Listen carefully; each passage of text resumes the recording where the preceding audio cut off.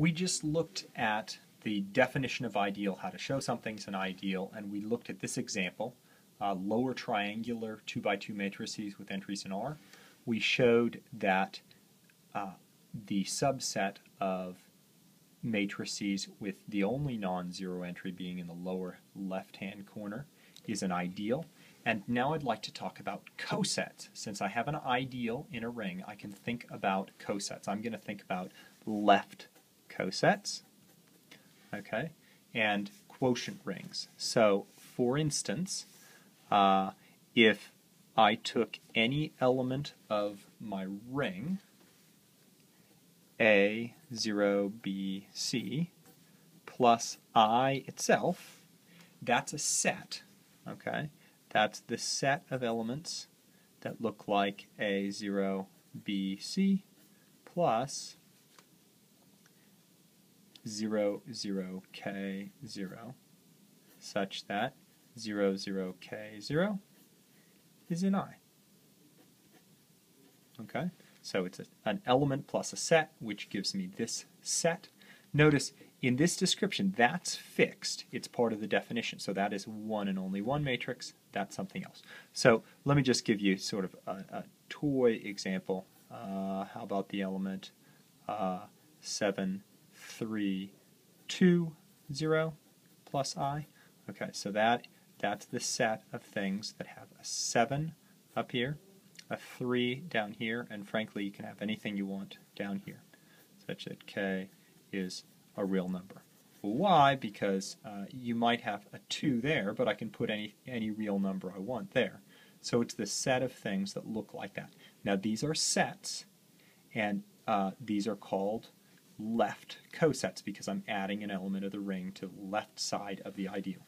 Now, when you're dealing with a non-commutative ring, left cosets don't mean the same thing as right cosets necessarily. Let me take that back. Left cosets and right cosets mean the same thing with rings. So what do I want to do with these? Well, I want to take the set of all the left cosets, okay, that is R mod I, that's the set of left cosets, such that, let's say capital A plus I, such that A is a matrix in R. In our case it's a matrix, but this would be true for any element in the ring. Let's see, and I have an operation on this. So this is a set. I have two operations, and you can see that these are well defined, although I'm not going to prove it here. So for instance, if I had 7, 0, 2, 3 plus I, there's a natural interpretation of what I mean to add the element -2, 4, 0, 5 plus I. And the natural interpretation is any element in this left coset plus any element in this left coset will end in the coset that comes from adding these two elements together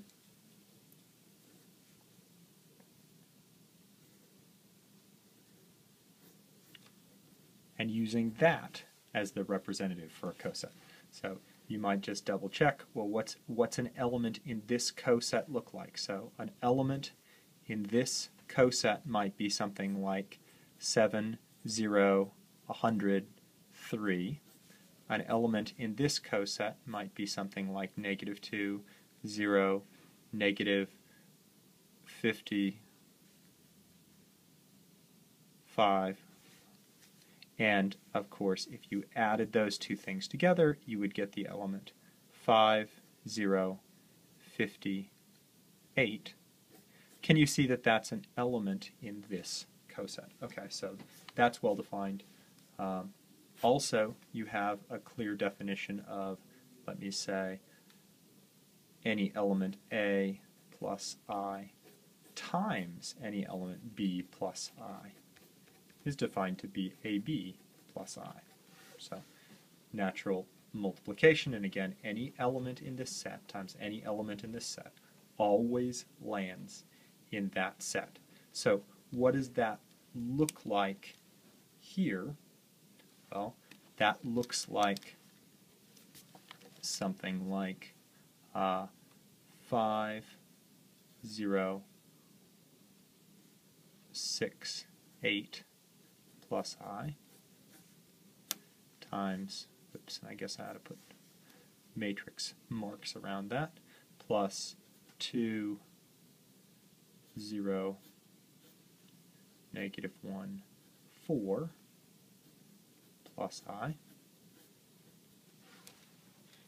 And you'll notice that the entry in the lower left-hand corner doesn't actually affect anything but the entry in the lower left-hand corner of this right here. So 5, 0, 6, 8, 2, 0, negative 1, 4 plus I.